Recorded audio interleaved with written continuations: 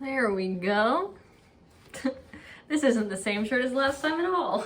Hey guys, what's up and welcome back to my channel. I'm dog sitting in Zushi this week, and initially my plan was to show you guys around the area. It's a gorgeous beach town and the houses are stunning. But since we are in the depths of rainy season and it decided to thunderstorm and pour rain every single day, now you're getting a video on why I think you should declutter your car. Very sorry that you get the sound of my voice over beautiful Japanese scenery, but I did try to make up for it by filming in this absolutely gorgeous room in the house that I'm staying in. Hopefully that makes up for it a little bit. Anyway, without further ado, let's get into the video. So why am I telling you to declutter your car? Well, because I decluttered mine and it was one of the best decisions of my life. And I know some of you are probably thinking I could never do that. I depend on my car, like how am I supposed to get anywhere? And I was of a similar mentality. My car was one of my most sentimental possessions, one I never thought that I could get rid of. Let me set the scene for you here. This car was a 2003 Honda Accord and it was it was ugly. Like this car had been through it. I've had it since I was like 16, 17, and I took it to college with me and I didn't have a garage there. So basically the paint sat out and blossomed into what I came to refer to as the granite finish. The button to shift the gear had fallen off, so in order to put the car into reverse or park or anything like that, you had to stick your thumb inside the handle and like push down on a lever. In the winter, all of its gears would like groan because they were just so old and like freezing, I guess. So every time I would pull out of the parking lot, it would be like, and everyone's like, you need to replace your steering wheel fluid. Which I have tried, but there was also a slow leak in the steering wheel fluid, so there's that. My air conditioning had stopped working for years, so when I would drive home in the summer, I would just be like 90 degrees, leather seats, like just absolutely melting. The air conditioner also had a slow leak as well. Another really fun feature is that the windows, sometimes when I would roll them down, you know, to make up for the lack of air conditioning, would stay rolled down. They would fall off their tracks and sink slowly into the door to the point of no return of rolling that window back up. I learned this the hard way one time when my friend and I were visiting another good friend in the hospital, and it was probably February, I want to say, like 18 degrees outside. And we get back in the car and she notices like my window is like slowly falling into the door, and she's like, oh, just like roll it back up. And I was like, no, you don't understand, like it's gone now. And we had to drive back 2 hours in like 18-degree weather on the freeway and just bundled up to like no end. I could not feel my face by the time we got back, but I think we're better friends for it. It also had this fun feature where no matter how many times I had the alternator checked or the battery replaced, it would just die inexplicably, and I've had to have that car jumped by so many strangers. It's not even funny. When you would go to jump the car, the mechanism that held the hood up was defective, so you would kind of just have to like hold your head underneath the thing and just prop it up like with your head as you like connected your wires and stuff. Really fun in the rain in the winter. Came with an umbrella. On the plus side, I can jump the car in my sleep now. The point is, despite all this car's crappiness, it just kind of became like a part of my identity. Like, oh, there's Taylor with her like terrible groaning car. And I'm not sure how seriously I would have reevaluated this until COVID comes along and I'm working 100% remotely. I'm also living with my now husband and he has a car as well. So we kind of carpooled everywhere that we needed to go, and my need to drive myself places on my own kind of diminished a lot. So I had to really sit and like reevaluate, do I really need this car? And you might be wondering, why would you even be thinking about that in the first place? Just keep the car, it's convenient, it's not costing you anything. There's where you would be wrong. So now that I've painted a little background story for you, I'm going to tell you all of the reasons why you should consider decluttering your car as well. I've got this argument laid out in 3 sections, the first of which is frugality, then minimalism, and then I added like a miscellaneous category. I was gonna make it sustainability because there is a plethora of arguments to be made for that as well, but I just feel less confident talking on the sustainability portion of it. It's still a great perk if that's more your field.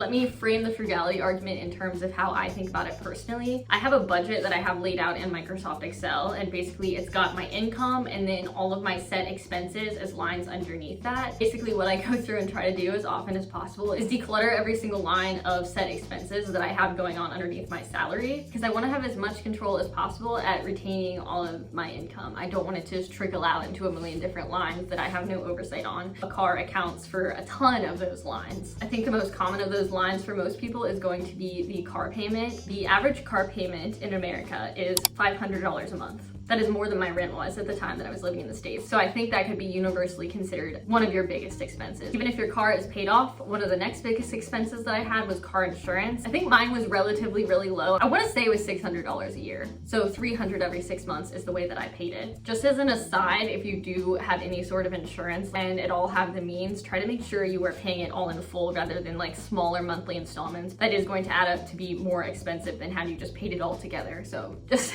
figured I'd throw that in there. Here I'm trying to convince you to eliminate that car insurance line altogether. If you get rid of your car, you've already started saving yourself thousands of dollars a year by eliminating the car payment and any need for insurance.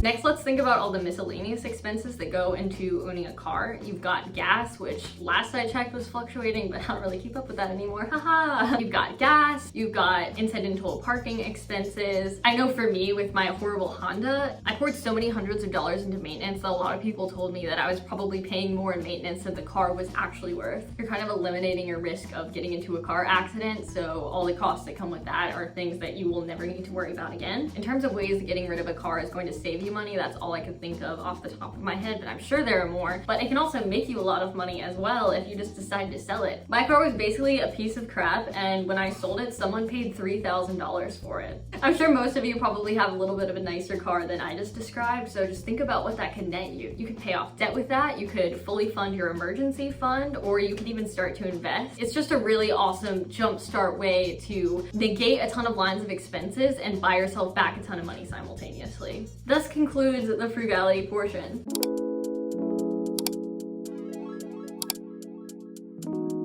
From a minimalist perspective, I also decluttered my car when I was balls deep in the minimalist journey. I was like, this is so amazing. I just can't wait to declutter as much as possible. Getting rid of this giant piece of junk is the biggest declutter I've ever done. I can't tell you how satisfying it was to me. It was a bit of an eyesore, and to look out and just know I'm not responsible for that anymore, it really eased my mind. I talk about that all the time, how decluttering things eases my mind. This was one of the most effective. Another thing I've learned is the more space that you have on hand, the more stuff you're gonna fill that space with. Well, what was my car if not a giant rolling storage bin? Especially because I wasn't driving as much, or I just didn't open the trunk that much. There was so much stuff in there that was out of sight, out of mind, and I forgot I even had. I found clothes that I was trying to sell to Plato's Closet, probably dating back to college. I found boxes of thrifted glassware, boxes of stuff that I placed in there from my last move and never even bothered to unpack. So I know perfectly well I'm not getting value out of that. Found a good amount of spare change, so that was fun. I had paintbrushes and pins and tissue paper in the back in case I needed to do an art project on the go, and just the amount of trash that I was just hauling around with me all of the time. I basically discovered that my car was one of the most susceptible places to hoarding, and I didn't even know it because I wasn't going in it, or I just didn't need to access its storage places all the time. Like the center console, I only open that if I'm getting pulled over. And you're like, I can't find my registration, but here's 4 million lighters. And yeah, there was stuff that added value to my life in the car as well, just in terms of things I could sell. Once I realized I owned the clothes that I mentioned in the trunk, I was able to sell a lot of them on Depop or Poshmark, or just donate them to my friends. And really through it all, I just found great peace of mind in taking inventory of all this stuff that I no longer had to worry about, and just kind of getting it off the books, all cleaned out, and just never having to think about it again. I think in summary, my brand of minimalism is all about simplifying your life. The way that I see it, the less things that you own, the simpler your life is, and the more mental capacity and physical capacity you have to make room for the things that really matter to you.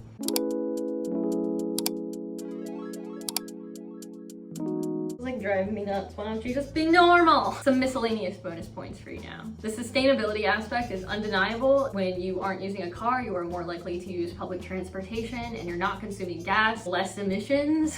I don't know, but I know it's sustainable. The health aspect. When you get rid of your car, you're going to be walking a lot. And I find that this keeps me in shape without really even trying, because I have to walk so many miles a day. I never go to the gym anymore because I'm just walking constantly. So it can save you on a gym membership and just kind of like force you to be more active in your daily life overall. This one could be a pro or a con depending on your point of view. But when you get rid of a car, you're gonna have to take more public transportation. You're probably going to have to call on your friends for rides more often than you're used to. This to me has the added benefit of exposing you to more opportunities for human interaction, just a better chance of meeting people in general. And I think that's a good thing. Perhaps the best miscellaneous benefit of getting rid of your car is that you will never receive one of those "we're calling about your car's extended warranty" phone calls ever again. I'm just kidding. I haven't had a car for months now, and I live on the other side of the world, and I still get them weekly. Oh my god.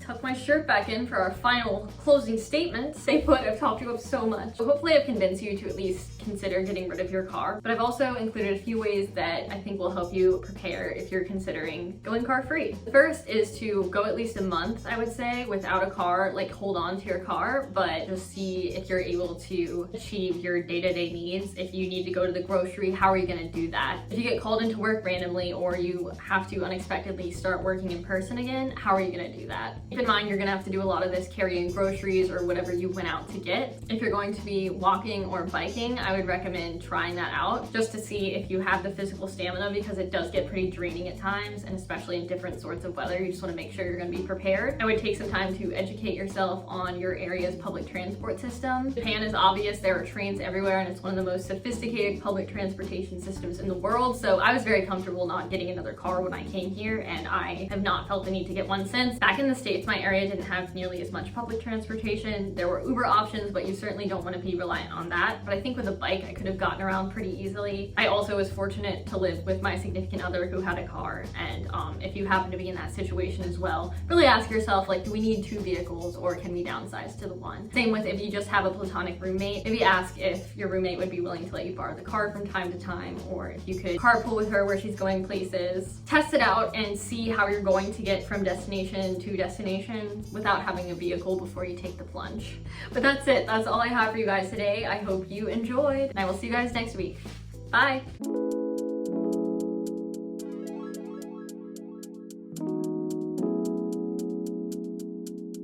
Bra's falling down. Small boob problem. Harley. I say the same thing every time. I say the same thing every time. I say the same thing every time. Bye.